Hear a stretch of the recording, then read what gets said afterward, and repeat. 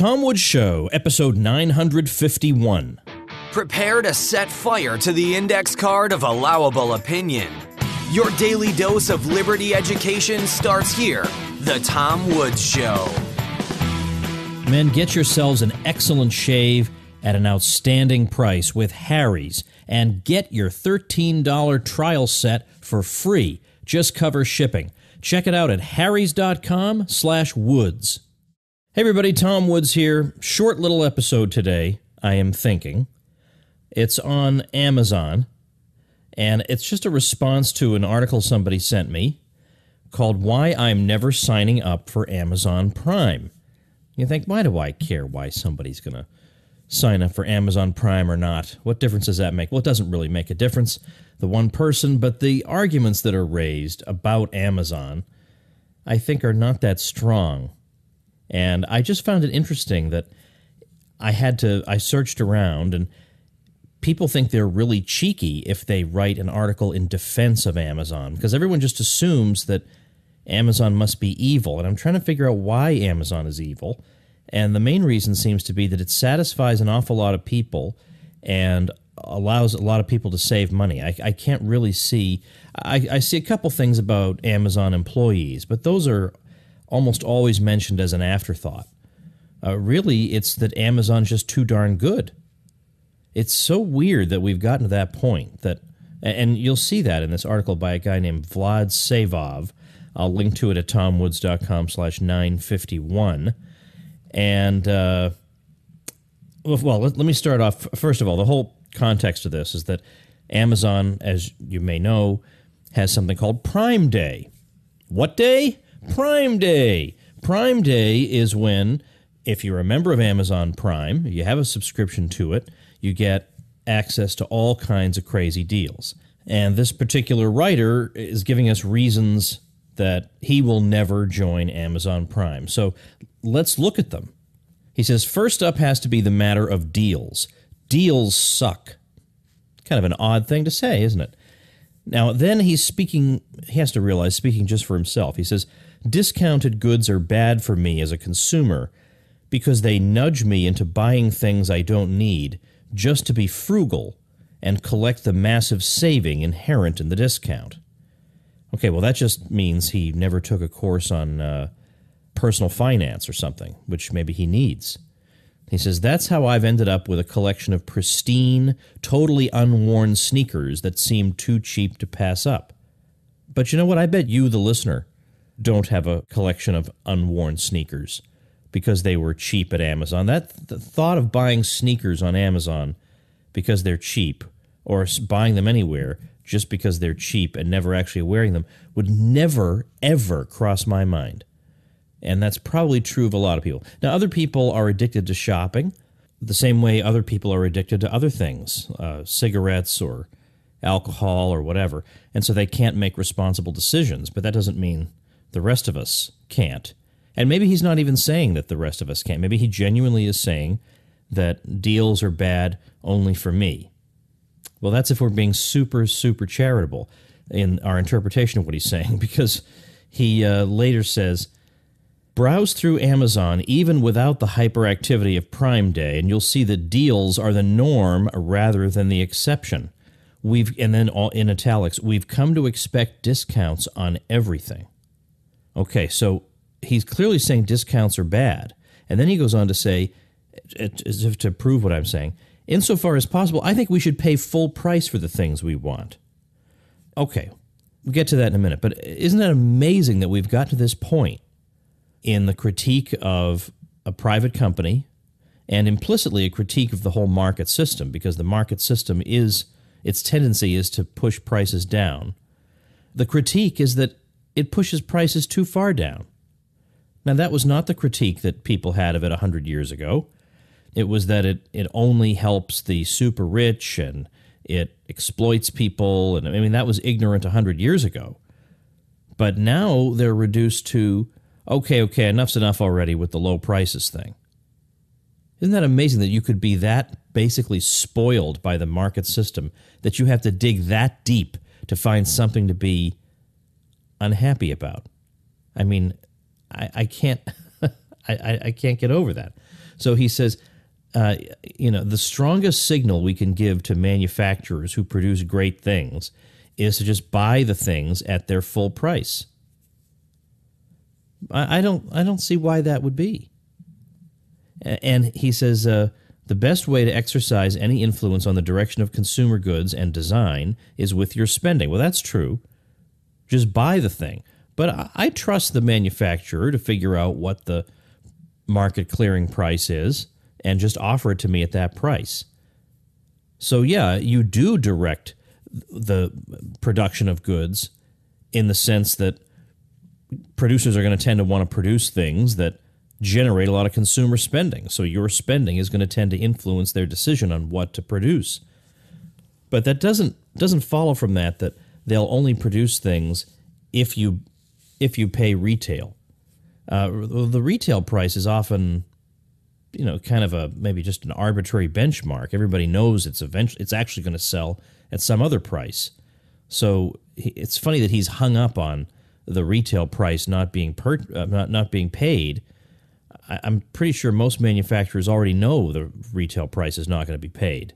They want to offer you an irresistible deal because that generates sales, it generates attention for their product, it gets the word out about their product because the more people have it, the more testimonials they can get. They don't want to be constrained in the price that's offered. Sure, they would love it if everybody paid $1 million for their product, but this is silly and ridiculous and unnecessary. All right, then he says free delivery is never free. He says with Amazon Prime, you can just shop unthinkingly. You can order a whole bunch of things, try them out, and then return all but one item, let's say. And this shows us the real cost of this so-called free delivery, which is the pollution that's caused by all these back and forth trips with a truck and a boat and a plane pushing stuff around the world. This is wasteful and polluting, he says. All right. Well, that's for stuff that you order, try out, and return. But I would tend to think, I'll even grant him that, I would tend to think that's not the major bulk of Amazon purchases, right? I bet there are a lot of people who've never done that. Most people just buy stuff from Amazon. Returns to Amazon are exceptionally low because nobody wants to go to the trouble to do it. So generally, returns are low. So I think we should instead consider what the bulk of purchases from Amazon are like. The bulk of purchases are just, I buy a computer game, I get it, end of transaction.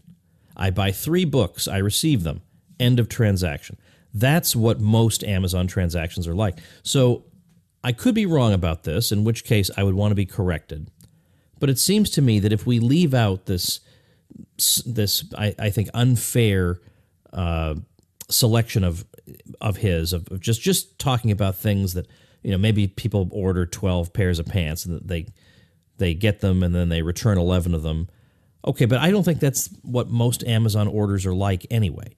Most Amazon orders are just as I've described. People order something, they order a radar detector, they get it, end of transaction. And given that that's what most of the transactions are indeed like, I think there's less pollution with Amazon. Because if there weren't, then it would make sense for us all to go to the post office and pick up our mail instead of having the mailman deliver it. Because this same person would be complaining that, well, the mailman, look at all that pollution. Every single person has to get mail, and so he's going to drive all around the neighborhood. Well, yeah, but if we each had to go pick up our mail, then every one of us would go to the post office and return, go to the post office and return, go to the post office and return. Whereas instead, you have one mailman driving through the entire neighborhood, making one trip out to the neighborhood, visiting every house, and making one trip back to the post office. So instead of 87 back and forth trips, you have one. So presumably that would save money and resources and lead to less pollution. So I think the same principle holds for package delivery, and therefore for the vast majority of what Amazon does. Instead of a million of us running around and going from one store to another, vainly searching for something, I find it immediately on Amazon. There's one trip made. I don't make 5 trips looking for one item. I find it on the internet. I find it through Amazon. It gets delivered to me. It's one trip, and that's it. So it seems to me that's even better. But again, maybe I'm missing something in the logic. I think that's certainly possible. Then the argument comes up, of course, we hear this a lot with Walmart, that because of these great deals from this one retailer, we're seeing that people are not wanting to shop at smaller places anymore. And these niche stores are struggling to survive. And so, you see a lot of independent bookstores struggling, which is also a function of the growth in ebooks, but not entirely. And chain stores doing better and chain restaurants and everything. And this is blamed on Amazon and Walmart. And no doubt they play a role in this. But I think this is always an obfuscation, because who's actually making the decisions to buy or not to buy? The consumer. If consumers prefer the service they get from Amazon and the prices they get from Amazon on the grounds that, well, I save money at Amazon, that gives me extra money to spend on other things, which of course helps the people who sell those other things, by the way. Or it gives me more leisure time because I don't have to work as hard because I can save money on everything I buy. Everything's about half the price of what it used to be. I mean, think of, like at Walmart, for example, think of like babies' clothing, how cheap it is compared to how it was 30 years ago. It was ridiculous. You were getting ripped off constantly. So a lot of people made the decision that, well, on balance, although I would like to shop at a boutique store, practically speaking, I need to shop at Amazon or Walmart. And that's their decision. Now, it's true that consumers have terrible taste on a lot of things, and you may come to that conclusion. You're perfectly at liberty to say, boy, I think most people have terrible taste. I think most people have terrible taste in music. I think that people listen to things that are absolutely unlistenable, absolutely horrible, that are just like saccharin. They're just a waste of your time, and I just think, geez, if they only listened to what I listen to, their lives would be so much happier. Like, they don't even know what's possible in music. If they think all that there is 3-minute songs that are forgettable in 5 minutes. Anyway, I'm getting on to something else. But it's true. Consumers make a lot of terrible decisions. When I lived in Topeka, Kansas, every time somebody committed the crime of trying to open a decent pizzeria where the pizza was actually edible, the people of Topeka mercilessly drove that guy out of business for committing that crime. Mercilessly. We want our $5 Little Caesars pizza, and that's what we're going to have if it's the last thing we do. Extremely frustrating. Extremely frustrating. It's interesting. There are almost no good chain pizzerias, if you ask me. Now, in New England, you had Pizzeria Regina, which was pretty good, and I always liked Papa Gino's growing up. But for some reason, it just doesn't work. Chain pizzerias just doesn't seem to work. I mean, not like a lot of chain restaurants are super duper outstanding, but Longhorn is decent for a chain steakhouse, I think. But pizza, oh my gosh, it just doesn't work. Well, anyway, but the point is, it's the consumer's decision, and they've decided that on balance, having more leisure time and being able to satisfy more of their preferences outweighs the pleasure they get from shopping in a boutique store. And so you got to adapt to that. What about the possibility that Amazon could become a monopoly if it's so good? Well, we'll get to that in just a minute.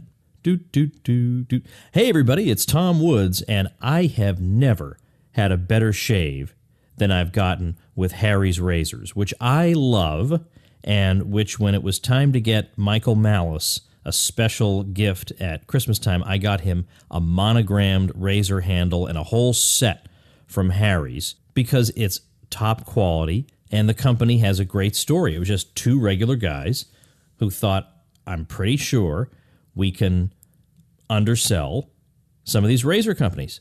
So they bought their own factory, and they went ahead and did it. They bought a German factory that had over 100 years of blade making experience, so they would get the highest quality. And the result is the tremendously successful Harry's Razors, which I've been using myself with much success. Well, they are giving you a free trial offer. 13 smacker value for free when you sign up. Just cover shipping. What are they going to send you? a weighted ergonomic razor handle, 5 precision-engineered blades with a lubricating strip and trimmer blade, a rich lathering shave gel, and a travel blade cover. Unbelievable deal. Check it out at harrys.com/woods right now. That's harrys.com/woods. Hey, everybody, I'm back, and we're talking about monopoly. What if Amazon becomes the only retailer for everything? Like what seems to have happened in the movie WALL-E. If you see that, where there's one giant retailer. All right, well, there are problems with that. There are reasons that that is highly unlikely to occur. And one of the key arguments is that, of course, they would have to undersell not only every existing competitor, but every potential competitor, which means that they would constantly be keeping prices extremely low. This strategy of so-called predatory pricing, of, let's say, selling below cost or selling at a level that no one could possibly match, is only superficially plausible. Professional economists have more or less rejected this idea because it's actually far more difficult to carry out than you could imagine. So I'm actually going to refer you to an article I wrote. I've probably referred to it before, called The Misplaced Fear of Monopoly. I'll link to that at tomwoods.com/951 because I think it's the best that I've done on tackling that particular question. I don't think I could improve on it.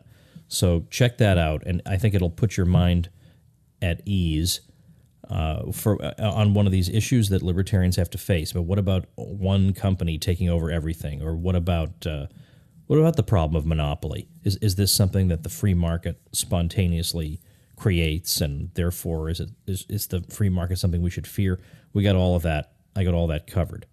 Then the author talks about Amazon's employment practices and these stories that we're hearing about what a terrible place Amazon is to work.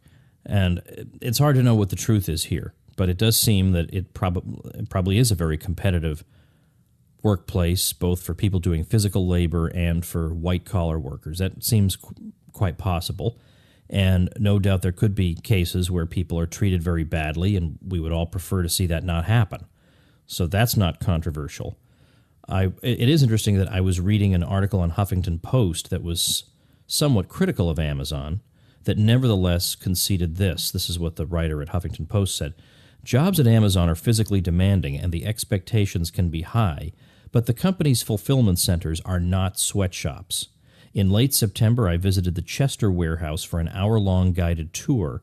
Employees were working at a speed that seemed brisk yet reasonable. There were no idle moments, but no signs of exhaustion either.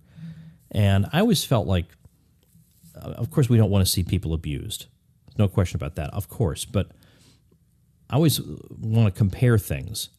If this is the job somebody has, it means that that person considers the next best job to be worse than this one. That's why they chose this one. Or maybe the next best job is no job at all, so they chose this one because it's better than nothing, literally better than nothing.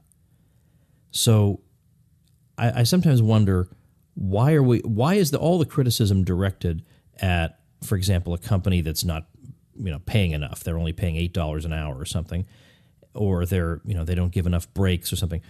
Why isn't any of the ire directed at all those maybe dozens of companies that never hired the person in the first place? So they're paying the guy $0. Why shouldn't they be criticized? Why is the only criticism directed at the one company that's actually supporting the person? Also, I think for the sake of completeness, we have to think of Amazon's impact on a lot of people, like, for example, on authors.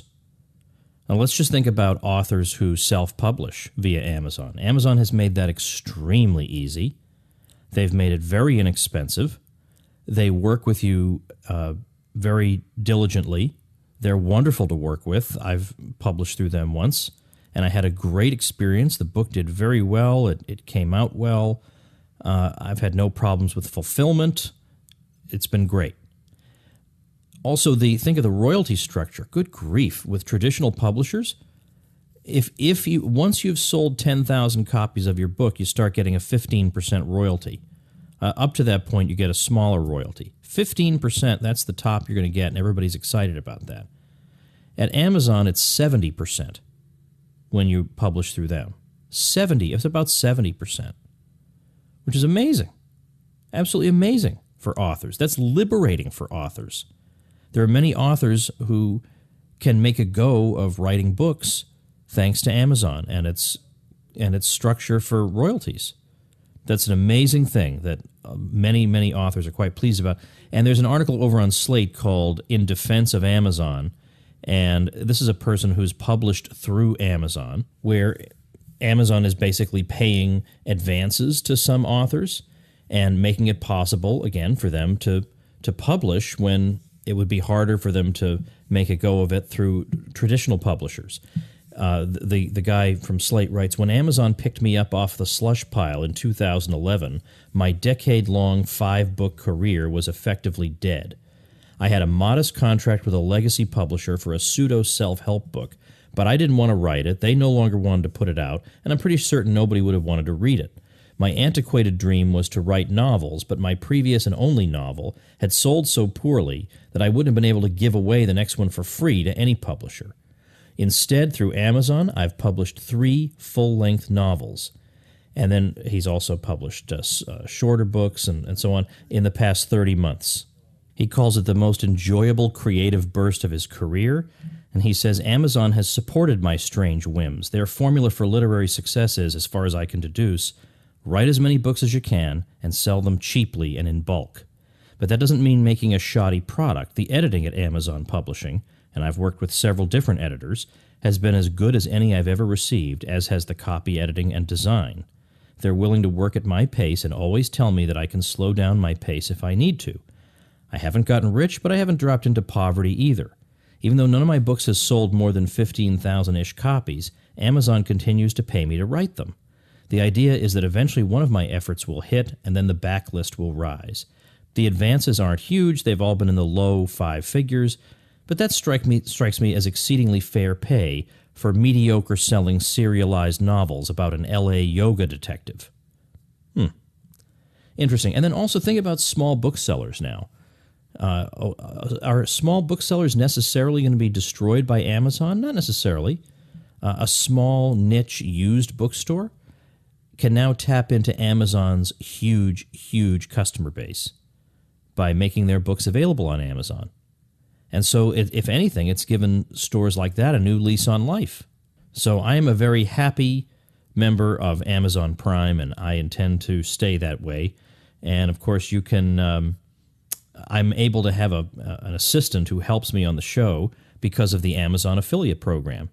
Like if you get your stuff, before you get something at Amazon, if you think to type in tomwoods.com/Amazon, that'll take you to Amazon, just like any other way, but your order will get a commission on it, and it doesn't cost you anything extra. And that, too, helps a lot of people. Helps a lot of bloggers stay running. That's a tremendous boon to a whole lot of people. So I think if we look at it on balance, it's a pretty good thing. And I am super duper excited to be part of it on a number of levels. As a consumer and as a producer of books, as an author, I've been very happy, and I don't see why certainly an author should be anything but thrilled with Amazon. All right, I've got a listener website to tell you about really quickly. It's classicaltheism.com, and it's a site that basically defends Catholicism and traditional arguments about the existence of God and how to respond to a lot of the common objections you're likely to receive. And because the guy's been listening to what I say, and look, because he's been listening to me, he gives away a free ebook when you opt into his email list. So that's awesome, right? He's doing exactly the right thing, building up his list while giving away great content. So check it out at classicaltheism.com. I'll link to that at tomwoods.com/951, of course. And don't forget about your free publicity for that website that is still but a twinkle in your eye. If you get your hosting through me, through my link, then you'll get free publicity, which is what every site needs, so that tumbleweed doesn't go by while you're sitting there on your site. You want traffic. I'll bring you some traffic, plus some other neat bonuses you can find out about at tomwoods.com/publicity. All right, that's it, everybody. See you tomorrow. Become a smarter libertarian in just 30 minutes a day. Visit TomWoods.com to subscribe to the show for free, and we'll see you next time.